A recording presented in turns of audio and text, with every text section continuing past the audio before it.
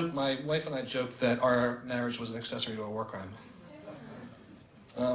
You know, what Jonathan mentioned about the EU working definition of anti-Semitism, including denying Israel's right to exist, is true. And in fact, there's empirical research to demonstrate that anti-Zionists are disproportionately anti-Semitic. That is, people that are anti-Zionist, people that are anti-Israel are much more likely to also be anti-Semitic.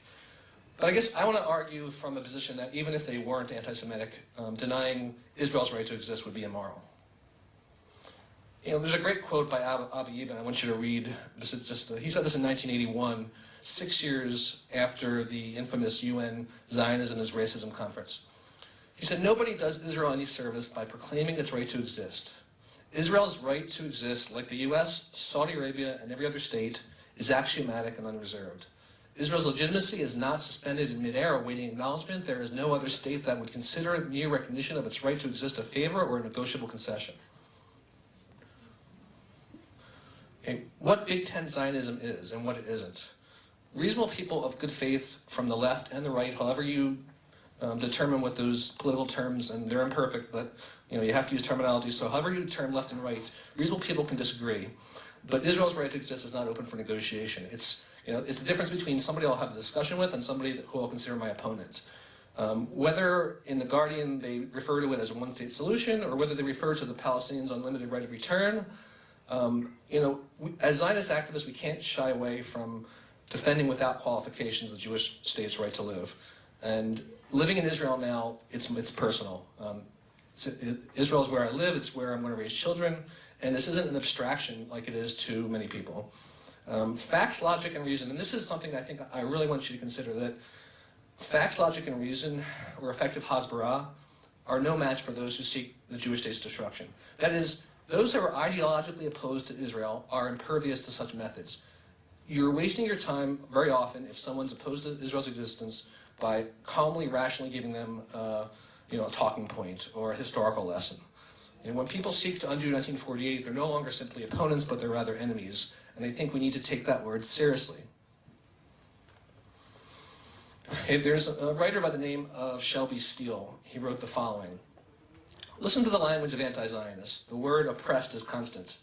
In this there is a poetic truth." Remember the term poetic truth, which bend the rules in order to be more effective. Poetic truths like that are marvelous because no facts and no reason can ever penetrate.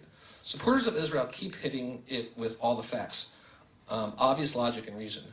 And we are so conspicuously right that we just assume automatically that it's going to have an impact, and it never does. What are these poetic truths of the anti-Zionists? That Israel are the oppressors and the Palestinians are the oppressed.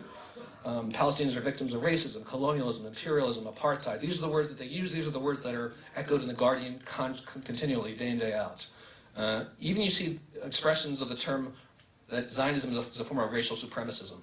In a previous session, I mentioned that the notion of Jewish supremacism was a term popularized by right-wing extremist David Duke. It's become jargon within anti-Zionist circles on the far left. Another poetic truth is that Israel is the antagonist, Palestinians are the protagonist. There's this powerless versus the powerful dynamic. There's a pundit by the name of Peter Beinart in America who said that being Zionist in these days asks that Jews leave their liberalism at the door. In fact, I think quite the opposite is true. There's a writer named Jonathan Spire. He wrote a book called The Transforming Fire. And there's something about these words that just really hit me as someone who combats delegitimization at The Guardian every day. And that is, those who are obsessively critical of Israel see the country not as it is, but often as a mythical place of uninterrupted darkness and horror, in which every human interaction is ugly, crude, racist, and brutal. This is the poetic truth. Zionism equals liberalism. That is, if we were to win this fight, if we're going to recapture the narrative, we're going to have to argue Israel from the left, meaning that Israel is a liberal, progressive movement, and the Palestinian movement is not. You need to highlight Israel's progressive, superior nature, the Palestinian illiberal nature. The fight for Israel's existence will be won or lost based on how effectively we argue for Israel from the left. What does Israel have going for it from the left? It has democracy, it has free speech, it has religious freedom, it has freedom of press, it has freedom for gays, it has freedom for women, it has an independent judiciary, it has checks and balances on power. Palestinian reactionary values, poor treatment of gays, honor killings not prosecuted, no democracy, no free press. Palestinians have stated time and time again that the new Palestinian state, if it was created, would be Jew-free. That is, Jews would not be allowed to live anywhere in it. This is a very reactionary value. Pew studies on anti-Semitism show that in Palestinian society, it's just normative behavior. These are signs of an illiberal, unprogressive state. So what do you do? So I think it's important for everybody in this room to be adept at social media. Twitter is not just a great tool to get your message out, but it's also a great way to spread your opponent's message. By that I mean that when people tweet, in an instant you can capture that screen image and you have evidence to use against them in a blog. I hope you can all see this. Gail Simmons is a travel writer. She published something recently in The Guardian about visiting Palestine. And she got into a Twitter debate with somebody, and I just through Googling her, and Googling Gail Simmons and Twitter, found this tweet that she said, "One of the greatest supporters of Zionism was Hitler himself. Explains lots about actions of the Zionists." So I captured that screenshot, sent it to the Guardian editor, and this is a paper trail. This is something that you can do at home. Screen capturing software is free. Get familiar with Twitter, and when you see these vicious tweets or comments below the line, take a snapshot. Send it to SifWatch, send it to Jonathan, send it to Richard. We can blog about it, and several thousand people will see it the next day. I really doubt that this one will be publishing at The Guardian again. Okay, another form of naming and shaming.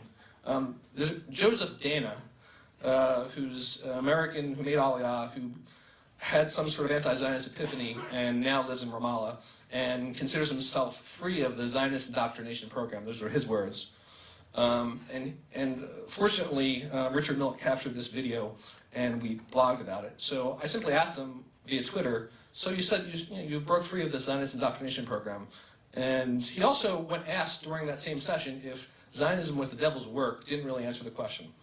So Twitter, again, is a great way to name and shame. There's a great Israeli Anglo writer named Hadar Selah. She said this, which I just think is just beautiful. I used to have a t-shirt which stated, "Feminism is the radical notion that women are human beings." The same applies to Zionism. It is still for some the radical notion that Jews are equals and that they are, like any other nation, entitled to dictate their own destiny through self-determination.